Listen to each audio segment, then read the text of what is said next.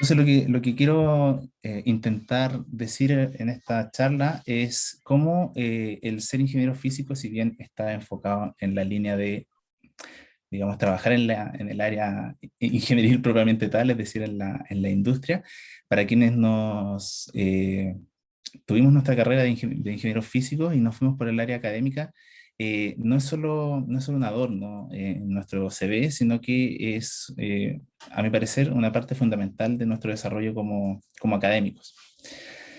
Ah, ok, entonces les voy a mostrar como el outline de esta charla. Primero voy a hacer una presentación, digamos, personal. Voy a hablar un poco de mi trayectoria académica y el trabajo que estoy desarrollando actualmente. Luego voy a hablar un poco voy a poner algunos ejemplos de lo que quiero esbozarles, y luego pasaremos a preguntas y discusión. Ok, entonces, desde el punto de vista personal, bueno, personal, lo primero, bueno, soy padre de 3 niños, como ven, un espectro amplio, desde 19, o sea, desde 1.5 hasta 19 años. Bueno, esposo de Romina, varios conocen a Romina aquí. Como formación, bueno, como decía Rubén, soy ingeniero físico de la USACH del 2009 y después hice mi doctorado en Ciencias con mención física también en la USACH, terminando el 2014. Y desde el punto de vista laboral, bueno, he hecho postdoctorado en la Facultad de Ciencias Físicas y Matemáticas de la Universidad de Chile, con quienes todavía tengo colaboración. También tuve un paso que no detallaremos en la Universidad Mayor y actualmente estoy como académico en la Universidad Autónoma de Chile desde el 2019. Ok, entonces hablemos un poquito de la trayectoria. La parte que más les compete, o sea, que más puede tener relación con ustedes que están en pregrado, es lo que les voy a hablar ahora. Bueno, en pregrado trabajé en el laboratorio de la profesora Yolanda Vargas y Luis Gaete en el laboratorio de ultrasonidos. Y lo que me dediqué a hacer ahí fue intentar mejorar un algoritmo de localización de fuentes de emisión acústica, es decir, intentar con un arreglo de sensores localizar dónde se estaban generando unas pequeñas señales que aparecen previo a la fractura. Esto lo queríamos implementar en sistemas de hidrofractura principalmente, ¿cierto? Entonces, la forma de desarrollo de este trabajo, hicimos un material compuesto que en el interior, se fijan, tiene aquí un conector BNC y en el interior tenía un material piezoeléctrico que era la simulación de nuestra fuente. Ya, se fijan, aquí hay un par de líneas donde poníamos los transductores. Ese es el elemento piezoeléctrico, ¿cierto?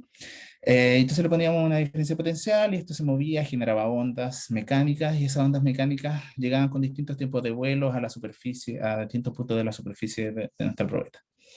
Y con el conjunto de las señales que llegaban ahí, que eran del orden de 200 kHz, que es la frecuencia de emisión acústica, eh, entonces intentábamos localizar la fuente.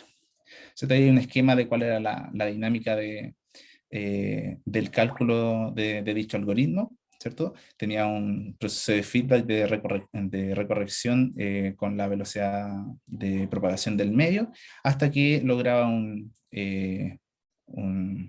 buen resultado. Y este buen resultado era una variación menor al 2% de la velocidad medida antes de ensayar la probeta.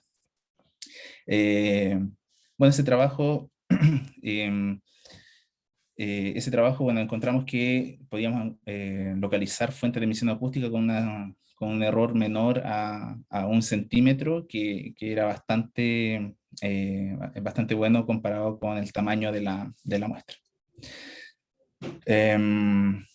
Perdón. Em, Ok, ¿cuál era el fin de todo esto? Como les decía, era encontrar la localización de las fuentes de emisión acústica producto de hidrofractura. Después en posgrado cambié un poquito, me cambié desde la parte de sólidos, me pasé a fluidos, ¿cierto? Y lo que estudié fue el comportamiento de fluidos bajo cavitación acústica en recintos finitos, haciendo experimentos y haciendo simulaciones de elementos finitos en COMSOL principalmente. una versión bien primitiva de COMSOL que ustedes conocen actualmente, que va como en la 5.6. Bueno, ahí empezamos a trabajar en la 3.5 para que vean la abuelidad de mi ser. Y entonces, claro, ¿por qué era interesante? Tenía dos puntos de vista interesantes. Uno de la ciencia básica es que, si se fijan en esta imagen, en la parte inferior tenemos un transductor ultrasónico de diámetro 50 milímetros que emite ondas entre 20 y 22 kilohertz. Y esto es agua destilada, simplemente. Si se fijan, se forman estas pequeñas estructuras, ¿cierto? Que es como una semiesfera aquí y aquí como una especie de araña. Y aparte de ser bonita, ¿cierto? Aparte de ser llamativa la estructura, esas burbujas están en un régimen que se llama régimen inercial, ¿cierto? Y en este régimen inercial, el comportamiento, o sea, las propiedades al interior de dichas burbujas son bastante extremas, y extremas en el sentido de presión y temperatura. ¿Ya? Eso es para una amplitud de desplazamiento baja, es decir, cuando le pongo poquita potencia. Eso de hecho es para 15 watts. Pero cuando uno aumenta, digamos, 100 watts aproximadamente, se forman estas estructuras que son muchísimo más llamativas, y lo que intentábamos buscar era eh, ¿qué es lo que hacía que estas burbujas se formaran con ese formato, con esa forma de estructura? Entonces, para eso medíamos el campo acústico al interior y hicimos variaciones de parámetros físicos del fluido, intentando ver quién era el responsable de los distintos tipos de estructura. Y bueno, lo que nos dimos cuenta es que el real responsable de esa estructura es la viscosidad. Entonces hicimos variaciones de viscosidad y pudimos encontrar una relación, digamos, funcional del comportamiento, lo que nos permitió hacer simulaciones al respecto. Em, ok, bueno, ahí está parte de las simulaciones. La geometría es la misma, digamos, y lo que uno inyecta es un desplazamiento vertical sobre este 50 milímetros de diámetro de transductor. Y se forman estructuras más o menos parecidas. Como bueno, quienes han trabajado con COMSOL saben que es un programa de simulación vía elemento finito, y en elemento finito, si tú quieres describir, por ejemplo, el comportamiento de una burbuja, tienes que hacer un mallado sobre la burbuja, es decir, tienes que tener un mallado suficientemente pequeño para que dicha burbuja esté bien identificada. Las burbujas en condiciones atmosféricas de agua son del orden de 5 micras, entonces comprenderán que es imposible hacer simulaciones con tamaños menores a 5 micras para que uno tenga la dinámica de la burbuja. Entonces lo que se hizo fue hacer una homologación más que calcular el movimiento de la propia burbuja, es cuáles son las fuerzas que siente esta burbuja y cuál sería el desplazamiento producto de esas fuerzas. Y eso lo trabajamos como un continuo.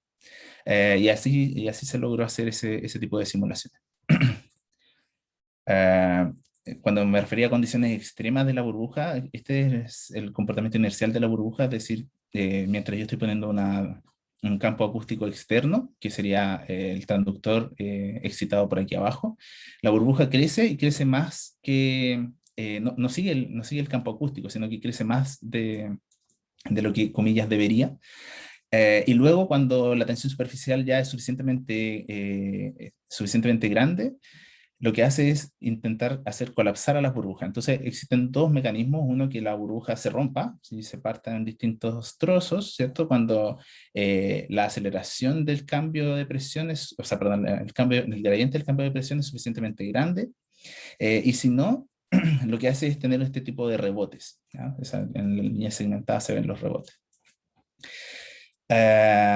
Pero más interesante aún que la dinámica de la burbuja geométrica, digamos, es cuál es la presión y la temperatura al interior. Entonces, si se fijan, ese gráfico no está mal hecho.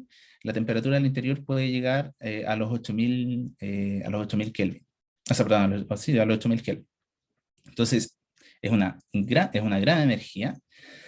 Es una gran energía, y en general cavitación acústica se ocupa para destruir eh, enlaces. ¿Ya? En principio, cuando se dieron cuenta de que podía romper enlaces, es por el proceso que se llama sonoluminiscencia, que lo que lo que ocurre es que al interior de la burbuja, microgotas entran y con estas condiciones de alta temperatura, lo que hace es romper el enlace H2O, genera un radical OH que decanta y emite luz. ¿Ya? Esa es como la estructura de lo que la realiza. Entonces, por una parte, es capaz de romper estructuras y enlaces, digamos. Entonces, se ocupa para limpieza de aguas también. ¿Ya? Y otro parámetro interesante es que si se fijan la temperatura, esto sería la temperatura ambiente, ¿cierto? Llega a altas temperaturas, pero después en el proceso de rebote la temperatura también baja. Entonces hay peaks de temperatura súper, súper bajito y también se han estudiado que la temperatura al borde de esta burbuja en este proceso generan también una cristalización del fluido en torno a la burbuja. Entonces se forman pequeños cristales. ¿Ya? También es bien bonito desde el punto de vista teórico de ciencia fundamental. Pero bueno, ¿qué es lo que buscamos nosotros? Era primero identificar cuál era el mecanismo que nos decía por qué se formaban estas burbujas y después hacer una geometría que maximizara la distribución de estas burbujas en todo el fluido con el fin de limpieza de agua, por ejemplo, de remediación ambiental.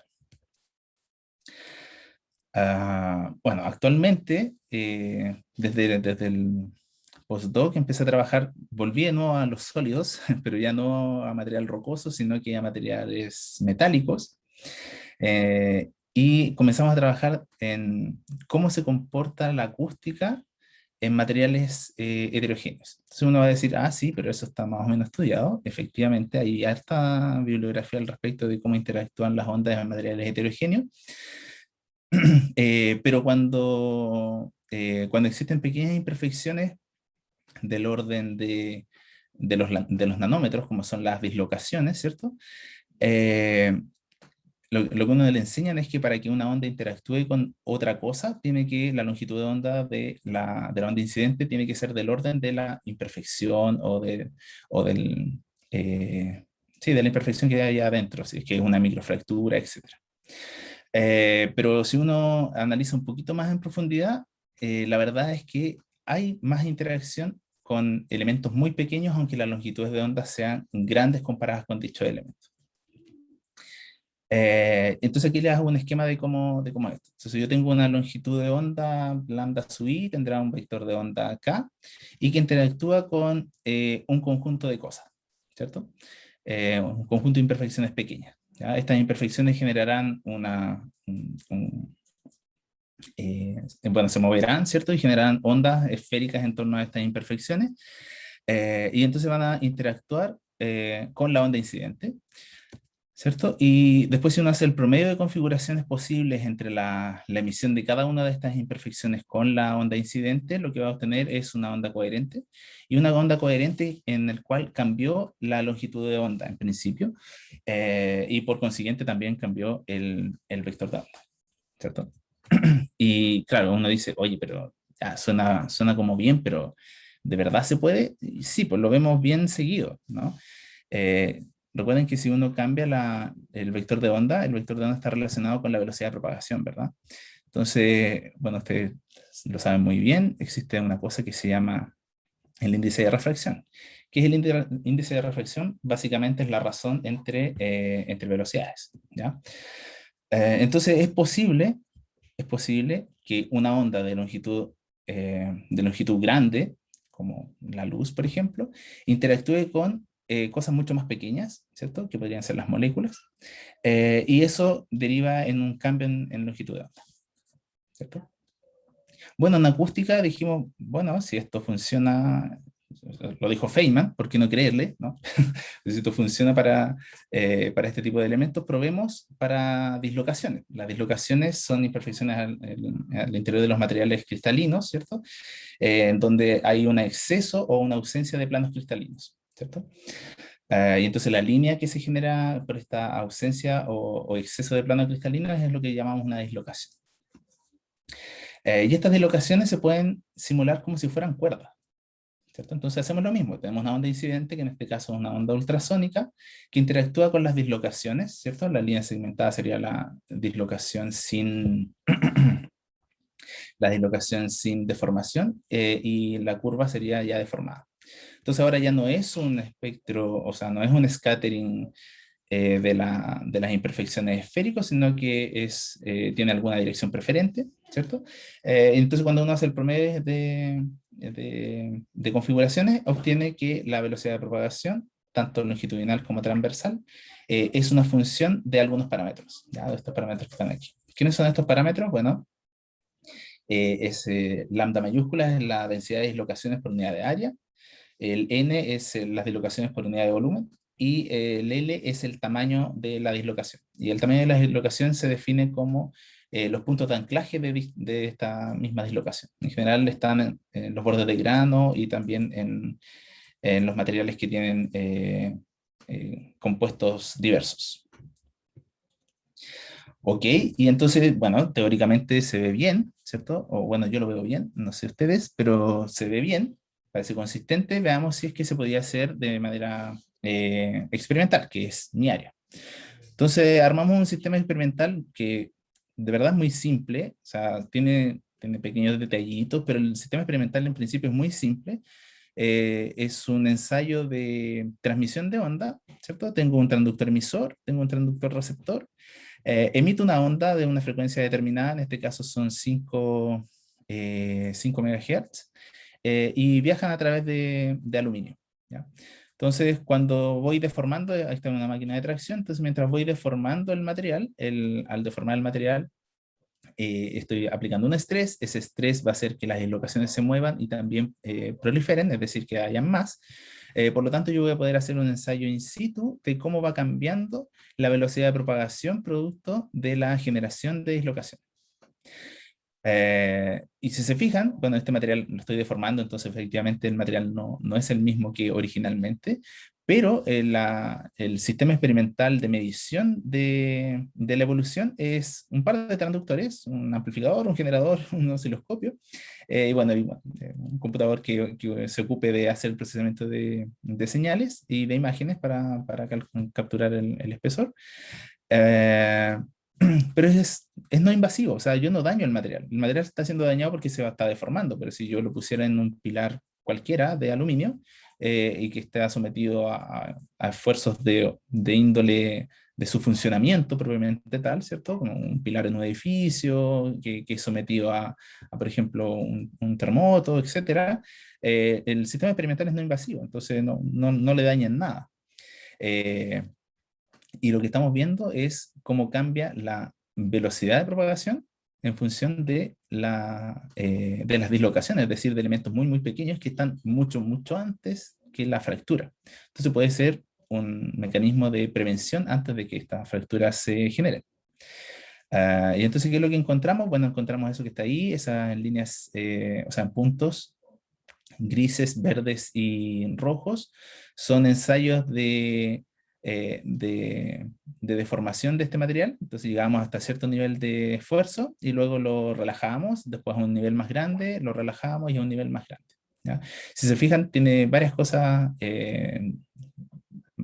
llamativas. Uno es que parecen pegarse todos después de la zona plástica, ¿cierto? Parecen pegarse todas las curvas, como si fuese una sola curva. Y bueno, eso tiene sentido porque la densidad de dislocaciones es función del estrés, ¿cierto? Hay una relación analítica que se llama la relación de Taylor, que va como algo así como la raíz como la raíz de la deformación, la densidad de dislocaciones, y parece súper bien. Y además hicimos, como estábamos validando el método, hicimos medidas de densidad de dislocaciones en distintas etapas de deformación, ¿cierto? Con dos técnicas que son bien conocidas, que es TEM y rayos X. Y parece andar bien, ¿ya? Actualmente estamos explorando, bueno, está conectado ahí Darío, estamos explorando otras cosas, por ejemplo, otros materiales como Acer 304L eh, y también estamos experimentando a otras velocidades, porque estos ensayos son cuasi estáticos, todo bien controladito, pero queremos saber si es que queremos que esto se transforme en un sistema de caracterización estandarizado. Bueno, tiene que ser posible de medir en condiciones reales y no tan controladas. Entonces estamos viendo si es que eso ocurre. Ahí Darío tiene esa responsabilidad. Eh, ok, eso. ¿Ya? Entonces, ¿qué es lo que buscamos? Como decía, la búsqueda de, del estado de daño prematuro de distintos materiales, en particular de metales. Y también en el trabajo actual hay algo que me gusta mucho, que es la comunicación de las ciencias. Y ahí estamos en un grupo multidisciplinario que se llama Ciencia Experimental y Recreativa Escolar, el CERE, donde tenemos varias cositas, ¿no? Hay varias cositas hechas. Tenemos, bueno, hacemos talleres, principalmente con niños pequeños, ¿cierto? Entonces tenemos talleres, hay gente de la o sea, perdón, de la bioquímica, gente de la química, gente bióloga, bueno, ahí está Sebastián también, físicos como yo. Eh, y entonces, bueno, si quieren pueden escanear después el código QR y se darán cuenta de los trabajos que tenemos. Y uno de los últimos trabajos que hemos desarrollado, además de las ferias y videos llamativos, hemos generado, dada la contingencia y la pandemia, generamos un pequeño cómics de coronavirus, así que están invitados para que lo lean si tienen, bueno, ustedes mismos y si tienen hijos, sobrinos, hermanos pequeños, los invito a compartirlos. Está libre disposición. Eso respecto de mi trayectoria. ¿Ya? Entonces, si se fijan, eh, todo lo que les he presentado hasta ahora ha sido cosas que hago y que tienen un objetivo bien aterrizado, más que solo ciencia fundamental, que es ciencia fundamental, que es importantísimo desarrollarla, pero siempre está, como que uno está con un ojo en la aplicación y en la utilidad de lo que uno está realizando, al menos yo. Y entonces me pregunto, ¿eso será una característica particular de mí? Y la respuesta es no, ¿ya? Para mostrarles que no es así, bueno, tengo un par de ejemplos. Entonces, ejemplos de otras ingenierías e ingenieros físicos en la academia. ¿Ya? Ya, pues voy a partir con Juan Luis Palma, ¿cierto? Juan Luis Palma también es ingeniero físico de los USACH, doctor en ciencias, dedicado a estudios de nanomagnetismo y nanosíntesis. Actualmente autor de 4 patentes de colaboración multidisciplinar. Y le pedí si es que le molestaba que hablara de él en esta charla y me voy a quedar con una frase que me gustó mucho, que es justamente lo que yo también pensaba. Eh, pero me gusta la parte final. Dice, lo que nos lleva a hacer nada, pero completamente necesario para cualquier proyecto exitoso. Es decir, somos casi como un maestro chasquilla el ser ingeniero físico. Lo cual es bueno y es malo, ¿ah? Pero, pero tiene un plus, ¿ya? La colaboración es súper importante. Y bueno, como ven ahí, autor de 4 patentes, entonces también está pensando en la aplicabilidad de lo que está investigando y siempre desde el punto de vista de la ciencia fundamental. ¿Ya? Ahí, bueno, si quieren saber más detalles del trabajo de Juan, ahí les dejo un par del código QR, lo pueden escanear y los llevará a su página. Otro ingeniero físico, tenemos a Sebastián Michea, también ingeniero físico de los USACH, doctor en ciencias, mención física de los USACH, ¿ya? Investigador en propiedades magnéticas y de transporte. Eh, de sus palabras también, busca que sus investigaciones puedan dar solución a problemas reales de la sociedad, muy importante. Nuevamente, otra coincidencia. Y también, bueno, ellos tienen un trabajo bien bonito que se los voy a presentar ahora. En la patente que no estoy completamente seguro si está lista o está en desarrollo, eh, han logrado encontrar una forma, digamos, rápida, de menor de 2 horas, de identificar eh, si es que tiene patógenos los productos alimenticios. ¿Ya? En particular, esto es de la leche. Que es un kit de detección de la listeria. ¿Ya? Entonces, se fijan también tiene un enfoque muy aplicado, eh, muy aplicado. ¿Ya? Voy a adelantar nomás. Ahí también pueden encontrar más información de Sebastián si es que les interesa el trabajo que está realizando él. Eh, También tenemos a Natalie Casanova. Bueno, ella también está aquí entre los presentes. Perdón, Natalie, si hago un spoiler de lo que vas a hablar el día 27/5, aprovecho de publicitarlo desde ya, eh, su presentación. Eh, me gustaría haber nombrado a más mujeres, pero lamentablemente me cuesta encontrar mujeres ingenieras físicas en la academia por una malformación social, y espero que eventualmente cambie. Pero bueno, Natalie Casanova es ingeniera física de los H y después fue a hacer su doctorado en biofísica en la Universidad de Montpellier. Y si se fijan, ella también tiene un espectro bastante grande de cosas que hace, bien diversas. De hecho, su título, yo no sabía que este iba a ser su título, pero eh, de la charla, que es estudiar física para trabajar en otras disciplinas, ¿ya? Con el mismo enfoque de multidisciplinariedad y de cosas enfocadas en soluciones reales. Entonces tenemos otro ejemplo, y mi último ejemplo es, bueno, es Sergio Palma, también ingeniero físico de los H, después hizo su doctorado en Ingeniería Convención en Fluidodinámica en la Universidad de Chile, estuvo en Cambridge, estuvo en Australia también, y también las frases casi se repiten. Dice, en búsqueda de resolver problemas de la ingeniería, pero desde el enfoque de la física, es decir, más fundamental. Creo que ahí tenemos mucho que aportar en las distintas áreas, ¿ya? Él actualmente está en la Universidad Federico Santa María y les paso el dato si es que les interesa. Él, bueno, tiene un Fondesit y está en búsqueda de gente, ¿ah? Gente que haga tesis y prácticas con los trabajos que él está realizando. Así que si quieren lo pueden contactar. Ahí también les dejo el código QR de su contacto. Bueno, él hace eh, material, material granular y en particular está viendo flujo granular y sedimentación, ¿ya? Para encontrar soluciones al transporte de este tipo de materiales, también de relaves. Entonces, mi pseudo conclusión, porque son cuatro, somos cinco datos, ¿cierto? Pero mi pseudo conclusión es que tener la ingeniería física está lejos de ser solamente un adorno en el CV para quienes nos desarrollamos en la academia, sino que nos da un enfoque y visión mucho más amplio y multidisciplinar de la vida, ¿ya? Así que eso, ahora quedo atento a sus preguntas, espero no haberlos aburrido tanto.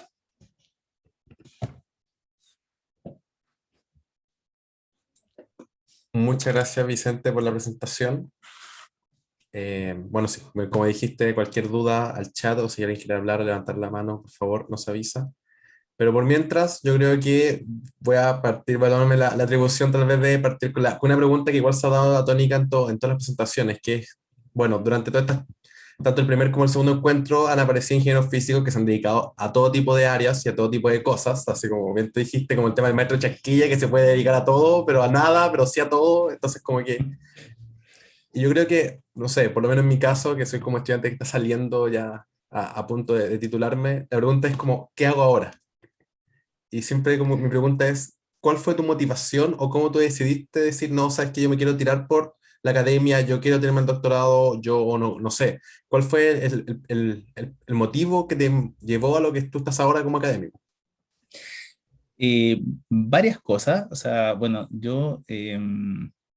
mi motivación siempre fue intentar seguir estudiando cosas más en profundidad, hacer ciencia fundamental, y entonces mi único camino en ese sentido era hacer un posgrado, pero también un poco decepcionado, cosa que no tienen ustedes, que es un poco decepcionado de la industria. Si bien todavía estamos en Chile, el proceso industrial es bien, bien vago, pero hay varios nichos que se han estado abriendo. Hay mucha gente trabajando en Alma, hay mucha gente trabajando en proyectos de ingeniería, no sé, JRI, ustedes ya tuvieron a William Montes trabajando ahí. Eh, y entonces, en ese tiempo era como bien desesperanzador intentar seguir una vida sin el doctorado, haciendo ingeniería, y, pero buscando una profundización del conocimiento. Entonces, para mí fue casi la única alternativa. La otra alternativa era irme fuera de Chile, pero bueno, como les dije al inicio, tenía dos hijos y era un poco difícil hacerlo. Mi esposa también trabaja en física y buscar el mismo lugar era complejo. Entonces, eh, La respuesta es las condiciones de la vida, las condiciones de la industria en ese tiempo y mis motivaciones personales de generar conocimiento. Creo que aún no hay preguntas, así que yo voy a seguir con mi atribución de preguntar porque tengo muchas dudas en mi mente. Dale nomás. Em, al fi- bueno, es que, no sé, yo siento que ocurre mucho eso de que uno tiene como miedo de repente a dedicarse a a la investigación por tema, claro, tal como tú dices que a lo mejor hace tiempo había como mucho miedo al tema industrial, yo creo que ahora hay incluso más miedo como el tema de investigación por las dudas que uno tenga respecto a dónde trabajar, si es que en alguna universidad van a aceptarte como académico, ¿cierto? Como siempre estar peleando el cupo. ¿Cómo fue tu experiencia para llegar a trabajar en la Universidad Autónoma y lograr al fin y al cabo tener como un laboratorio y tener un grupo de trabajo detrás de eso? Sí, es difícil y voy a reforzar la idea eh, de que para mujeres es más difícil. La inserción de mujeres físicas en la academia es bien triste. Pero sí, fue difícil, la incertidumbre estuvo siempre. Yo primero postulé, bueno, he postulado todo, he fracasado muchas veces. Ese es el siguiente consejo que quiero darles. Postulen, pierdan mucho, y van a perder mucho, pero en cada pérdida uno aprende un poquito de cómo no hacer cartas, de cómo enfocar lo que uno quiere, cómo uno quiere presentarse frente a lo que sea, ya sea trabajos en empresas o sea academia. Cuando yo le recomiendo, en serio, postulen mucho. Y bueno, la verdad, la llegada a la Universidad Autónoma fue bien fortuita, fue bien afortunada. Yo venía saliendo de la Universidad Mayor, eh, dije que no iba a profundizar, así que venía saliendo. Y bueno, estaba Sebastián Miche ahí y justo andaban buscando gente y postulé y entré. Fue demasiado poco preparado, de hecho fue como en un mes, el mes anterior, en febrero, no tenía idea de qué iba a hacer. Estaba buscando horas de clases para dictar y en marzo ya estaba contratado. Fue muy, muy poco habitual, Está digamos. bien, ya veo. Y ya mi última pregunta, y aquí yo corto y veo si es que hay público, si no terminamos, es que al final de tu presentación, antes de presentar a las personas que trabajan actualmente en la academia, ¿Mm? hablaste sobre comunicación de la ciencia. Sí. Y bueno, nosotros como Círculo de Educación Científica, en realidad nosotros igual apuntamos a comunicar la ciencia de la mejor manera y también tenemos motivaciones y ganas como para trabajar en talleres más Ujú. adelante o hacer cosas como que motiven a la comunidad en general. Em, ¿Cómo ha sido tu experiencia? Cuéntanos, ¿nos puedes contar un poquito más sobre eso? Ah, claro. Mire, yo, como te digo, fortuitamente llegué ahí a la Universidad Autónoma eh, y ahí ya se estaba formando recién, llevaban un año, si mal no recuerdo, de este grupo, del grupo CERE.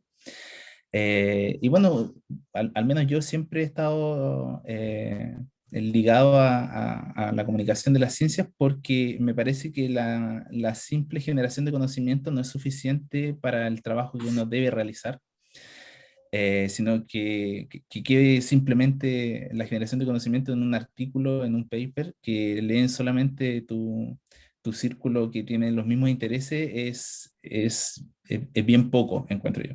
Entonces lo que uno tiene que, para mí, realizar es entregar este conocimiento de la mejor forma posible. Y en este grupo encontré partners que justo estaban en la misma línea.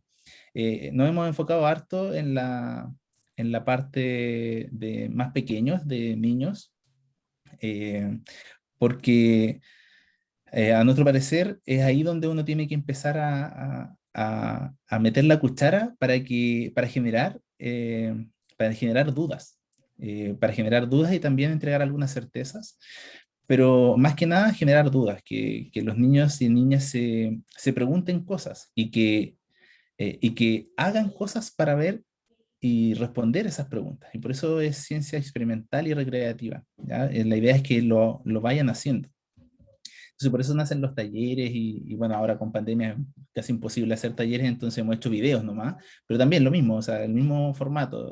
Nosotros hacemos los videos, nosotros hacemos digamos, manualidades, ahí hay un par de barquitos pop-pop haciendo cosas. Entonces siempre tenemos esa motivación de generar el pensamiento crítico desde edades tempranas, te hace que, si bien no todo el mundo va a ser científico, que no queremos que todo el mundo sea científico, pero que sí todo el mundo sea muy crítico, y que sea crítico de su entorno y sea crítico de lo que ocurre. Y creo que una de las formas de lograr eso es incentivando en tempranas edades al conocimiento. Eso. Muchas gracias, Vicente. Natalie tiene la mano levantada. Hola Vicente, gracias Hola, Natalie. por la, por la invitación que hiciste para la charla y te felicito por tu charla. Y te quiero hacer una pregunta ¿Mm? pensando que me gustaría saber si físico a contarme cómo fue tu experiencia como estudiante, porque ahora vemos como tus logros, tu carrera, ya vemos como todo el desarrollo, pero ¿qué te acuerdas tú de esa experiencia de ser estudiante de ingeniería física? La borré. No, mentira. Eh, hay de todo, la verdad, de todo. Inicialmente, bueno, yo salí de un colegio técnico, entonces llegué a la carrera y no sabía nada. Entonces fue bastante duro al inicio, así que los primeros años fueron bastante duros. Después, bueno, como les decía, tenía ahí un hijo pequeño, así que tuve que trabajar durante el estudio, así que también fue bastante estresante, pero eh, yo considero que en promedio tuvimos buenos profes. Insisto, hay de todo, pero en promedio tuvimos buenos profes y una de las cosas bueno, eh, que apoya esta aseveración es que muchos de nuestra generación terminamos haciendo ciencia fundamental, es decir, buscando un poco más que la ingeniería, buscando más información y buscando generar más conocimiento, digamos. Así que en promedio me parece una buena carrera. Esto de esta frase que decía Juan de ser como una especie de maestro chasquilla del conocimiento es súper, a mí me parece súper cierto y se ve reflejado en el desarrollo de no solo la gente que vige, sino que de la gente que no está en la academia. También hacen, como decía Rubén, cosas muy variadas, desde gente que está en bancos, gente que está, bueno, en la ingeniería propiamente tal, gente que está en Alma, gente que está, bueno, en muchísimas partes, gente que está en los procesos de calibración de instrumentos, bueno, es mucho, es muy amplio. Así que, sí, insisto, hay de todo. Lo que recuerdo es que habían buenos profes, habían malos profes, pero en promedio era bastante bueno. Gracias. De nada. Vicente, hay una consulta en el chat. Dice, hola Ujú. Vicente, qué bueno volver a verte y te agradezco mucho tu presentación. Me gustó mucho y con respecto a ella, te quería preguntar acerca de qué consejos le darías a la gente que está recién empezando la carrera. Además, cuáles son sus alcances con el grupo CERE y expectativas. Saludos. Ya, es difícil. O sea, ¿qué le recomendaría a la gente que está en primer año? Bueno, que eh, algo que yo no hacía porque sentía que no sabía nada, entonces ir a preguntarle a las y los profes me daba mucho pudor. Y yo le recomiendo que no sigan ese paso. De verdad, hay muchos buenos resultados cuando uno se acerca y pierde digamos, miedo de ir a preguntar porque uno está diciendo tonteras. Así que pregunten mucho. Aprovechen que la instancia de que tienen a alguien que sabe de algún área y estrujen a esa persona, estrujen ese conocimiento y háganlo desde lo más temprano posible. Yo, bueno, no me caractericé nunca por ser alguien eh, que no preguntara, todo lo contrario, salvo en los primeros años. En el primero y segundo año, en tu caso, era lo que preguntaba. Pero después no, y creo que en esas conversaciones con profesoras y profesores, tanto del departamento como de otras áreas, nutren mucho. y siento que perdí tiempo al no empezar antes. Así que eso les podría recomendar a la gente que está recién empezando. Y respecto del grupo Cere, bueno, hay varias cosas que tenemos en tinta. Hay otro libro que queremos sacar, o sea, que va a salir este año, que se llama Con las manos en la ciencia 2, también enfocado en la línea de los niños más pequeños, que puedan hacer algunos experimentos en su casa para corroborar o descartar sus propias hipótesis. Estamos en vías de analizar si es que va a haber un segundo libro o sea, un segundo cómics, perdón, de coronavirus. Está difícil, hay mucha información y entonces no sabemos todavía si vamos a irnos por esa línea. Y también estamos explorando ampliarnos nuestro público objetivo, ir creciendo un poquito sin dejar de lado a la primera infancia, digamos, pero ir un poco más a la parte de educación media, que claro, también ha sido votada durante todo año, entonces hay que intentar reforzar el pensamiento crítico en esas edades también. Muchas gracias, Vicente. Natalie, creo que tienes otra duda o la mano quedó levantada. Nunca la bajé, perdón. No hay problema. Bueno, entonces... hay una pregunta. Darío, hola, quería saber cómo fue el paso de ser estudiante de ingeniería física a estudiar ciencias fundamentales. ¿Es muy complejo para un estudiante de ingeniería física entrar al campo de la investigación? Para nada, para nada.